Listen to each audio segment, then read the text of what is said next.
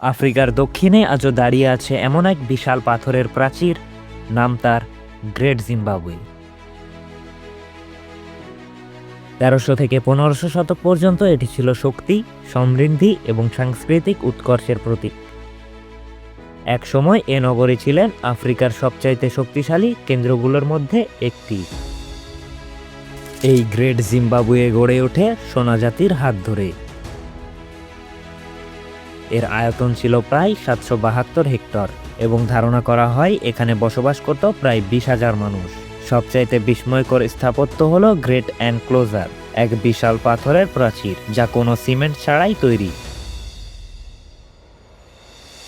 এ প্রাচীর শুধু শহরটিকে ঘিরেই রাখেনি, এটি রাজা এবং অভিজাতদের ক্ষমতার প্রতীক। শহরটিকে ভাগ করা হতো ৩টি প্রধান অংশে। প্রথমটা হলো হিল কমপ্লেক্স, যা রাজা ও অভিজাতদের আবাস, এবং দ্বিতীয়টা গ্রেট এনক্লোজার, রাজনৈতিক ও ধর্মীয় কার্যক্রমের কেন্দ্র, এবং ৩ নম্বর হলো ভ্যালি কমপ্লেক্স, সাধারণ মানুষের বসতি। আর এই গ্রেট জিম্বাবুয়ে নিয়ন্ত্রণ করত সোনা, হাতির দাঁত, লোহা এবং অন্যান্য সব মূল্যবান পণ্য।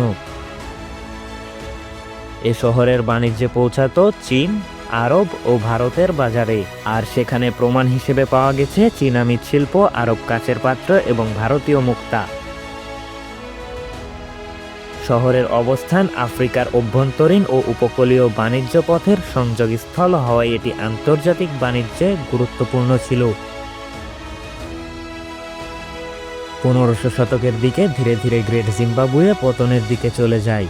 এর পেছনের প্রধান কারণগুলো ছিল জনসংখ্যার চাপ, কৃষি জমি উর্বরতা হারাতে শুরু করে, পরিবেশগত সমস্যা, বন উজাড়, কাঠের সংকট, পানির অভাব, রাজনৈতিক বিভাজন, ক্ষমতার জন্য অভ্যন্তরীণ দ্বন্দ্ব, বাণিজ্যর পথ পরিবর্তন, সমুদ্র উপকূলীয় অঞ্চলে বাণিজ্যর কেন্দ্র হস্তান্তরিত হয়। ফলে শহরটি ধীরে ধীরে জনশূন্য হয়ে পড়ে আর এর অর্থনৈতিক ও রাজনৈতিক গুরুত্ব হারায়।